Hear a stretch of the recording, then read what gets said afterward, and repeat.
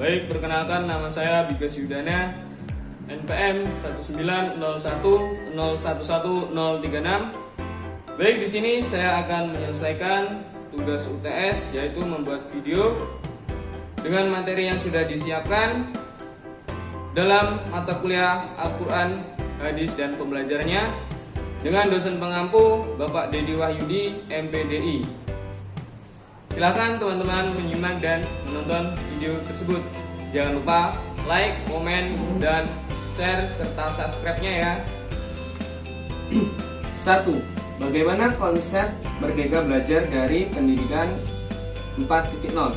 Dalam hal ini, pemerintahan sudah menyediakan atau menyelenggarakan ratusan triliun APBN dengan fokus dalam mata pelajaran komputer dari tahun 2004 hingga tahun 2006 agar seluruh sekolahan bisa menyediakan materi tersebut.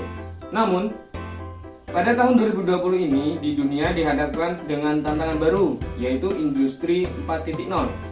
Kita telah masuk ke era baru dari industri yang biasa disebut dengan data teknologi. Pada titik ini, hampir semua aspek kehidupan akan bergantung pada teknologi, khususnya mechanic, e-learning, and the robot.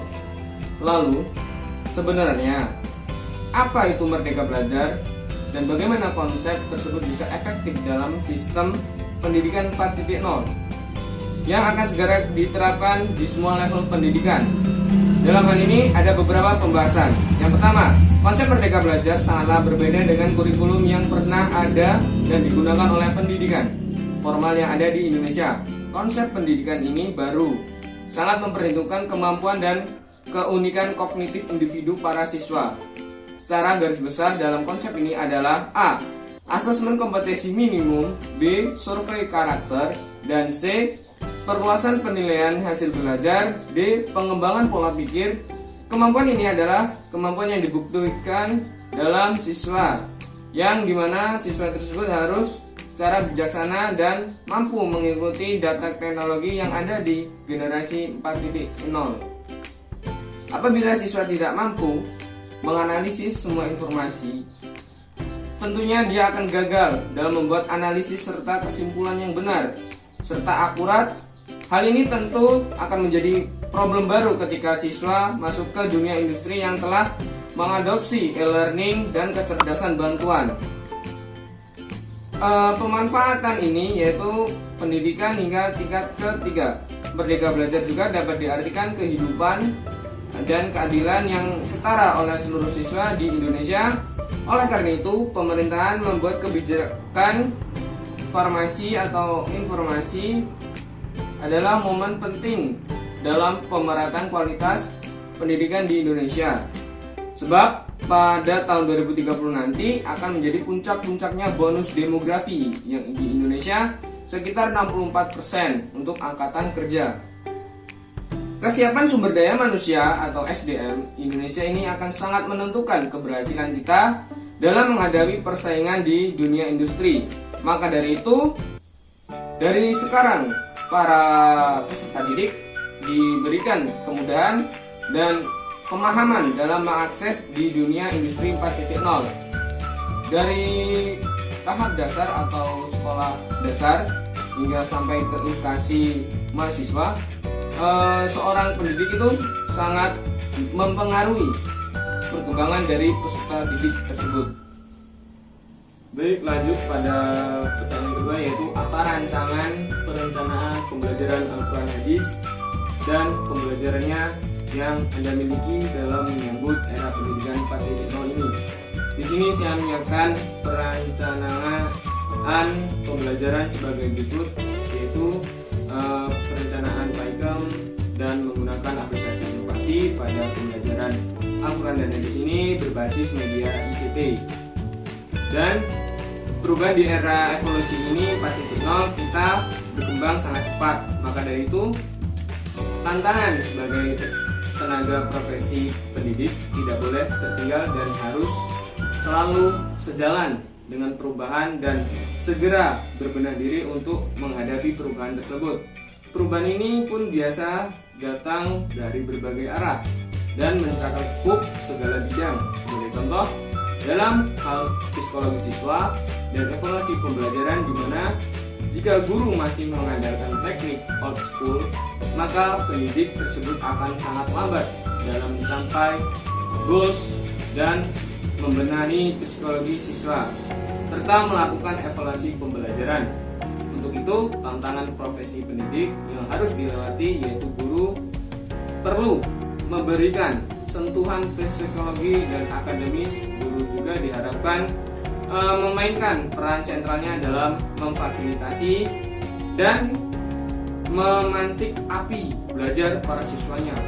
Fasilitasi pembelajaran ini memiliki peran sentral terhadap keberhasilan belajar siswa. Guru juga harus lebih menyesuaikan teknik mengajar dengan era revolusi 4.0. Saat ini menyesuaikan dengan kebutuhan pendidikan saat di masa yang akan datang. Guru sebagai harapan masa depan dalam dunia pendidikan harus mengupgrade kompetisi dan menghadapi era pendidikan 4.0. Peserta didik yang sangat diharapkan yaitu mampu berkompetisi secara aktif, cerdas, inovatif, walaupun menggunakan teknologi 4.0. Ada beberapa gangguan atau kekurangan dari siswa, maka seorang pendidik harus mampu memberikan arahan dan tuntunan. Ilmu pengetahuan itu yaitu bersifat yang tidak statis dan akan berkembang seiringnya dengan perkembangan zaman. Materi yang disajarkan dengan siswa baiknya itu menggunakan link atau match sesuai dengan kebutuhan industri. Hal ini bertujuan agar siswa dapat bersaing dalam dunia kerja setelah menyelesaikan pendidikan. Dan dengan itu, baik menghadapi tantangan pada revolusi ini melalui fasilitas dari pendidikan, seorang siswa dapat kreatif serta pemikiran yang kritis, kerja secara kerja keras dan komunikasi serta kemampuan literasi digitalnya mampu mengikuti perkembangannya zaman. Dan secara kemampuan literasi dan numerasi, secara kemampuan ini berpikir tingkat tinggi. Kompetisi sosial behavioral mencakup keterampilan sosial yaitu emosional, keterbukaan, ketekunan, dan emosi yang stabil. Kemampuan ini mengatur diri dan keberaniannya, serta mampu memutuskan suatu permasalahan yang ada. Dan sebaik-baiknya sekalipun, seorang guru tidak boleh mengabaikan atau memberikan kekuasaan yang sangat bebas kepada siswanya. Dengan ini memberikan sebuah tata tertib atau aturan yang berlaku dalam peningkatan aktifnya seorang siswa atau peningkatan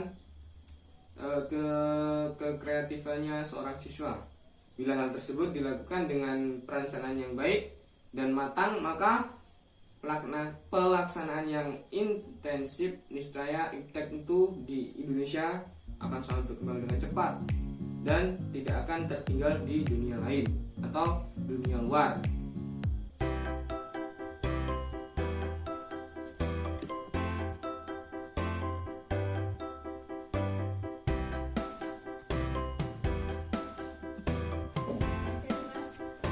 Baik, lanjut pada pertanyaan ketiga ini adalah bagaimana strategi pembelajaran Al-Quran Hadis dan pembelajarannya dalam menghadapi tantangan era pendidikan 4.0.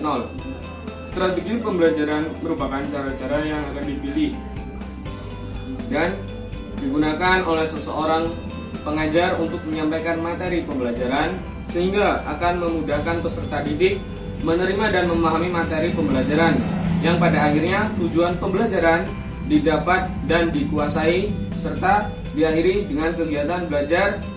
Ada beberapa konsep yang perlu diketahui dengan berkaitannya strategi pembelajaran, yaitu menyangkut strategi, metode, teknik, dan ketiga konsep tersebut biasanya disamakan pada padahal memiliki perbedaan esensial. Pemilihan strategi pembelajaran pada dasarnya merupakan salah satu hal penting yang harus dipahami oleh setiap guru.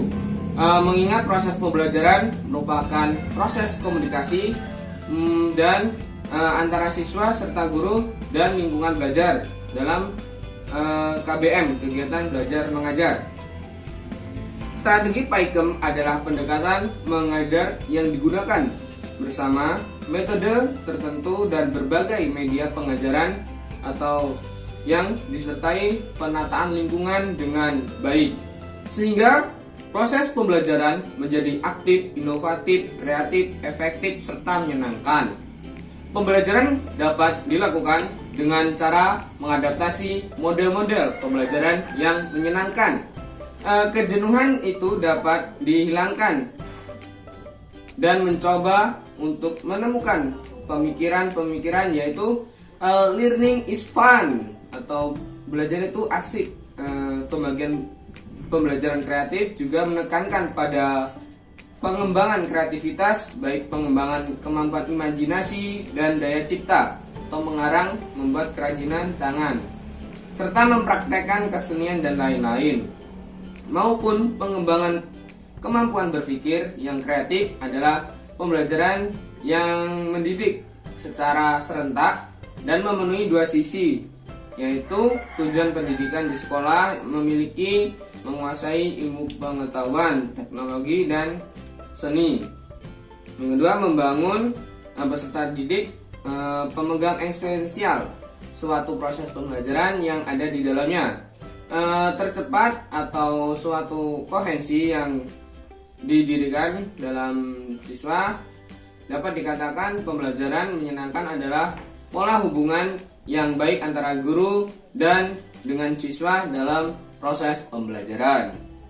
Pada pertanyaan yang keempat adalah bagaimana pengembangan media pembelajaran Al-Quran Hadis dan pembelajarannya yang sesuai dengan era pendidikan 4.0.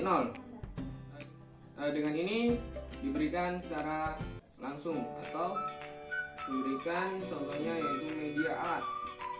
Dengan ini media yang saya gunakan adalah penggunaan ICT, dikenal dengan program e-learning yang sudah lama dikembangkan di Indonesia di bawah naungan program tematika pendidikan atau program e-education. Hal ini digunakan pada segala bentuk teknologi komunikasi untuk menciptakan, mengelola, dan memberikan informasi. Jadi, dapat kita pahami ICT merupakan pemanfaatan media komunikasi dan teknologi informasi seperti komputer, internet, dan telepon, televisi atau video, serta alat bantu audio visual yang lainnya dapat digunakan di dalam dunia pendidikan, utamanya dalam proses pembelajaran untuk membantu para guru meningkatkan mutu pembelajaran. Pembelajaran yang berbasis secara ICT adalah pembelajaran yang berasaskan konsep pembelajaran komputer dan multimedia. Pendidikan berbasis ICT, Information Communication Technology, saat ini sudah berkembang pesat di berbagai daerah.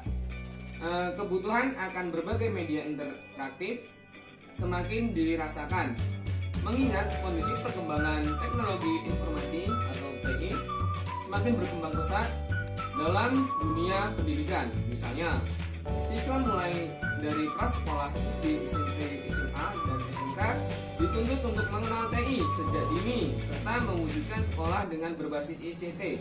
Tentunya diperlukan sarana dan prasarana yang menunjang serta prasarana yang baik, maka pembelajaran tidak akan sulit dalam melakukan KBM dan melengkapi kebutuhan yang diperlukan di dalam KBM secara ICT ini. Bahan ajar yaitu seperti audio, itu menggunakan alat kaset, radio, atau film hitam, dan compact disc audio. Dan bahan ajar pada audiovisual ini ada video compact disc dan film, serta bahan ajar multimedia yang interaktif yaitu seperti CRT, Computer Assisted Instruction, dan compact disc multimedia pembelajaran interaktif, dan bahan ajar berbasis web. Maka tidak heran di setiap instansi pendidikan dari kelas sekolah itu sudah memiliki beberapa jaringan atau penggunaan media yang berbasis secara internet untuk disalurkan kepada siswanya. Dan itulah jawaban pada nomor 4. Dalam jawaban dari pertanyaan nomor 5 ini, kita harus mampu menjadi seorang pendidik atau guru itu memahami kondisi situasi. Tentunya dari dunia pendidikan, dari kementerian itu sudah memikirkan atau memberikan jawaban atas terjadinya wabah virus COVID-19 ini yang sangat mengganggu untuk melakukan pembelajaran secara tatap muka atau di luar jaringan. Maka dari itu, bagaimana seorang guru itu harus mampu menjadikan peserta didik itu dapat mengikuti kegiatan pembelajaran secara aktif dengan menggunakan media bantuan. Contohnya yaitu media audio visual ataupun tugas-tugas yang diberikan secara online.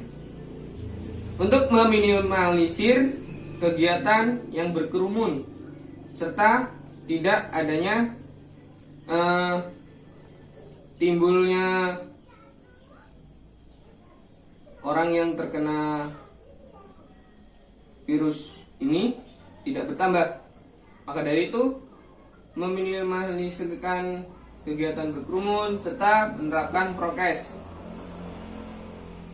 Seorang siswa itu harus mengikuti kegiatan belajar secara e-learning yang dapat diakses secara website ataupun dari perangkat lunak yaitu Moodle yang sudah tersedia di Play Store dan App Store. Maka kita seorang pendidik harus mampu secara luas untuk memberikan fasilitas atau disebut juga fasilitator kepada siswanya, dikarenakan